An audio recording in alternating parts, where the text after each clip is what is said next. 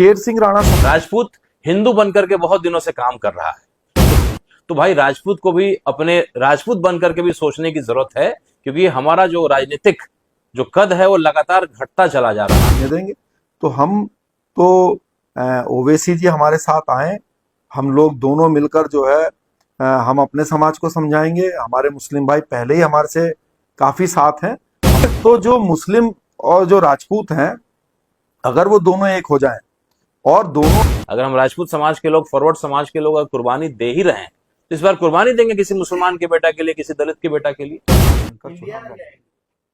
नहीं, इंडिया और एनडीए की बात ही नहीं है। ये इंडिया और एनडीए के अलावा भी बहुत सारे राजनीतिक दल हैं। हाँ, उसमें हमें ओवैसी जी से कोई समस्या नहीं है, ओवैसी जी भी देशभक्त हैं। मैं बता दूं, अभी इंडिया पाकिस्तान की लड़ाई हुई तो ओवैसी जी ने ही जाके पक्ष रखा ना। तो हर राजनीति करने वाला व्यक्ति समय पड़ने पर देश के लिए आवाज बनता है, देश की बात करता है। राजनीतिक कारणों से हम वोट की लूटने के लिए जो है किसी को आरोप लगा दें। राष्ट्रवादी जनलोक पार्टी के लिए सब लोग ये बोलते हैं कि भाई ये तो राजपूतों की पार्टी है, लेकिन शेर सिंह राणा सत्ता में आ जाए, राष्ट्रवादी जनलोक पार्टी सत्ता में आ जाए, तो क्या ये जो 4 नौकरियां हैं पिछड़े के लिए, क्या मैं चाह कर भी किसी राजपूत को, ब्राह्मण को उस कुर्सी पे बैठा सकता हूं? नहीं बैठा सकता। जब नहीं बैठा सकता कानूनी रूप से, तो मैं क्या करूंगा? मैं न्याय करूंगा। तो मैं क्या करूंगा? एक नौकरी कुर्मी भाई को दूंगा, एक निषाद भाई को दूंगा, एक यादव भाई को दूंगा, एक सैनी कुशवाहा भाई को दूंगा। तो मुस्लिम तो जनरल में है ना हमारे साथ, और अगर वो उसमें वर्ग में होगा तो मुसलमान भाई को भी देंगे। मैं तो ये कहता हूं अपने राजपूत समाज के भाइयों से कि मुसलमान भाई तो अगर हम एक कदम बढ़ाएं तो वो 2 कदम बढ़ा के हमारे से गले मिलता है। तो हमें तो देखिए, ये सत्ता की लड़ाई है, इसमें धर्म, मुसलमान भाई अपनी नमाज पढ़े इज्जत के साथ, हिंदू भाई अपनी पूजा पाठ पद्धति जो करना है वो करे, लेकिन जब वो बाहर आए तो अपने रोजगार के लिए, अपने बच्चों की पढ़ाई लिखाई, उसके मेडिकल फैसिलिटी, उसकी तरक्की के लिए वोट दे। दोनों जब मिलेंगे तो सत्ता पे जाएंगे।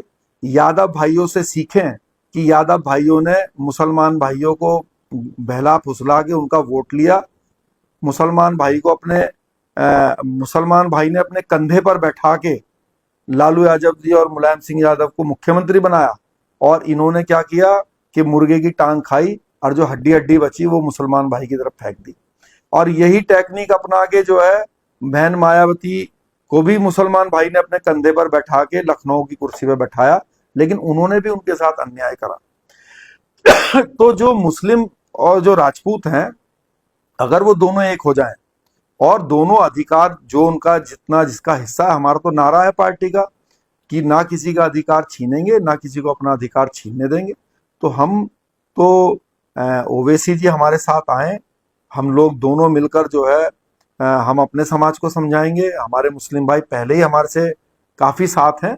हमारी पार्टी के संस्थापक सदस्य जो है वो हर जिले से हमने मुस्लिम भाई को उसमें रखा हुआ है। तो हमारी पार्टी में तो 30% पूरे देश में हमारी ही एक ऐसी पार्टी है जिस पार्टी के संविधान में लिखा हुआ है कि 30% भागीदारी किसी भी रूप में वो हमारे मुस्लिम भाइयों की रहेगी।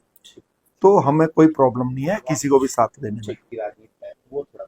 देखिए, आज तो ये पार्टी की बैठक नहीं है, हम लोग के समाज के ही नहीं, हमारे एक अभिभावक के रूप में बड़े भाई शेर सिंह राणा साहब का आज हमारे बिहार की धरती पे आना हुआ। और ये शौर्य दिवस, खास करके जो लोग इल्जाम लगाते हैं मुस्लिम भाइयों पे कि आपकी शहादत इस देश के लिए नहीं है, तो इस शौर्य दिवस पे आकर के हमारे बड़े भाई शेर सिंह राणा साहब ने, तमाम राजपा के जो भी पदाधिकारी थे, उन्होंने भी इस बात को रखा कि शौर्य दिवस पे उन सभी लोग जिन्होंने देश की मिट्टी के लिए, देश के हित के लिए अपना खून दिया, अपना बलिदान दिया, उनको सम्मान देकर के हम उनको याद करते हैं।